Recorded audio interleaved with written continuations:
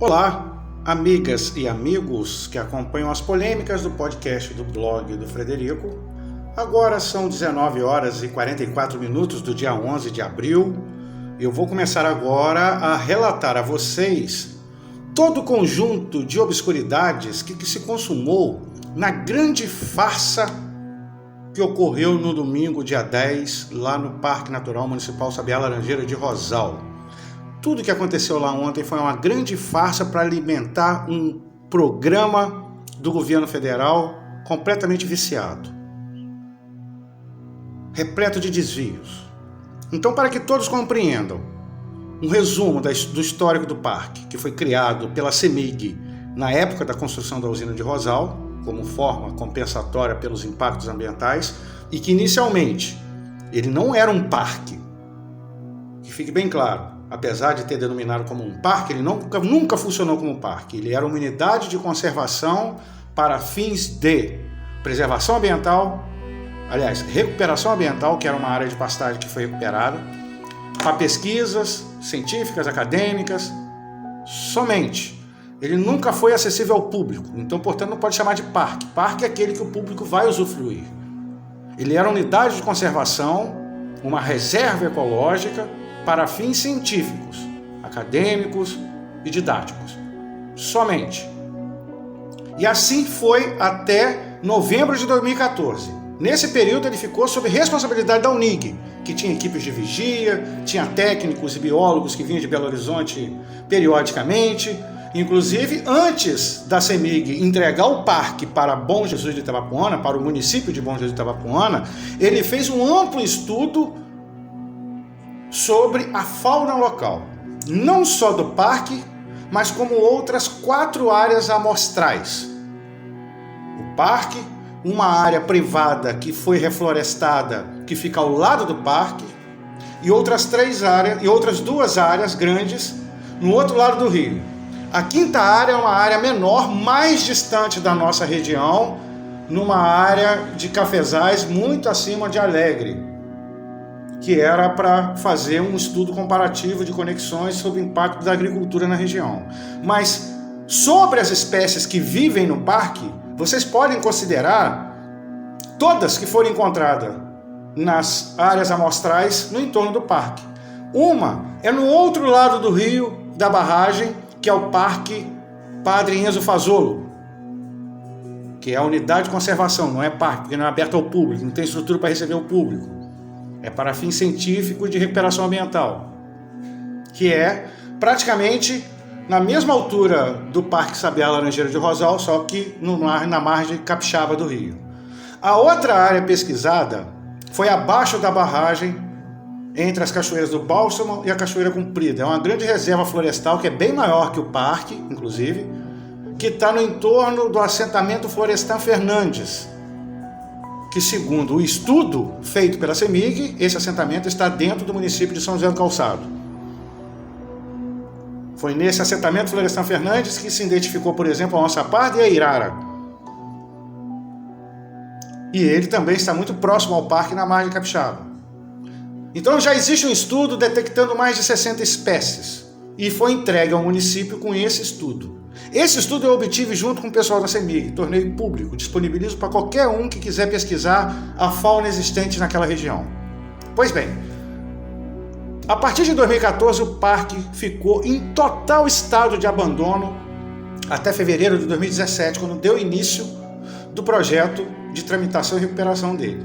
Só que, em 2015, o governo municipal encaminhou o termo de cessão do parque ao município para o IFE. O IFE estruturou a conversão da unidade de conservação para fins acadêmicos, científicos de pesquisa, para parque ecológico com fins turísticos. Aí que nasceu o parque. Foi nesse processo no IFE que ele ganhou o nome de Sabiá Laranjeira de Rosal, porque ele era Parque Antônio Araújo Leite, mas a legislação das unidades de conservação e de parques ambientais não permite mais utilizar o nome de pessoas, e sim de algo relacionado à identidade local. Foi no IFE, em 2015, que ele começou a se converter em parque turístico. em 2017 foi aprovado na Câmara de Compensação Ambiental do INEA num projeto de 780 mil para turismo. Investimento maciçamente para estrutura turística.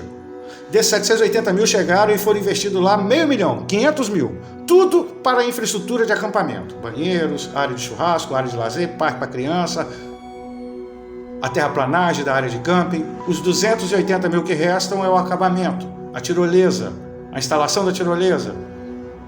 E o acabamento, sinalização. O parque tem uma previsão de ter sinalização em 20 quilômetros no seu entorno. Em qualquer estrada que dá acesso a ele, tem uma placa indicando, num raio de 20 km, Itapiruna, Guaçuí, Apiacá, Varriçai. No entanto, a última vez que eu estive no parque, antes deste domingo, dia 10, foi em julho de 2020. Eles estavam em fase final, mas faltava esses 280 mil. E neste domingo, quando eu cheguei lá, eu me deparei com um parque exatamente igual ao que estava em 2020. Ou seja, o atual governo não colocou um prego naquilo lá. Não tem uma placa de sinalização. Nem de Rosal ao parque tem sinalização. A sinalização improvisada que foi viabilizada por domingo foi a JNF, que bancou uma plaquinha pequenininha em 3 pontos na subida da Serra do Bálsamo até chegar ao parque. Não tinha nenhum sinalização de comunicação visual no parque, sinalização de trilha, nome de cachoeiras, altitude, dados, nada. Institucionalmente o parque está fechado, está inativo até concluir as obras e inaugurá-lo. E por que eles abriram o parque assim?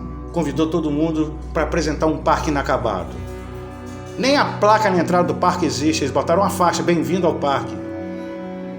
Sabe a Laranjeira de Rosal? Tem nada, não tem nada. A principal trilha é que você vislumbra, você visualiza a Cordilheira do Caparaó e o Pico da Bandeira, estava fechada com mato a 1 metro de altura, porque eles nem sabem que existe a principal trilha, porque as cachoeiras do parque são medianas, nem se compara com as corredeiras e as cachoeiras de Calheiros. O principal atrativo do parque é a vista para o Pico da Bandeira. É mostrar o Rio Itabapoana nasce naquela cordilheira. E por que inauguraram assim? Vocês se recordam que no mês passado eu denunciei que eles estavam camuflando a abertura do parque, a inauguração do parque. Eles lançaram uma arte somente anunciando o evento do passeio ciclista, o Ecobike. E em letras minúsculas, embaixo do anúncio, tinha lá, 9 horas, abertura do parque ao público. Em momento algum eles usaram o termo inauguração. E por que isso? Por que somente depois que eu denunciei que eles resolveram fazer uma arte anunciando a inauguração, a abertura do parque ao público, mas não a inauguração? Por que eles botaram a Funasa junto com o parque? Porque tem uma grande fraude. Aí eu pergunto, por que a Redi não questionou isso? A Redi engoliu isso tudo seco? A Redi engoliu seco o Maurício Cupim anunciar um evento de Ecobike em letras de bula de remédio, lá embaixo escondido, abertura do parque ao público às 9 horas. A Redi não questiona nada. A primeira parte é essa, do questionamento.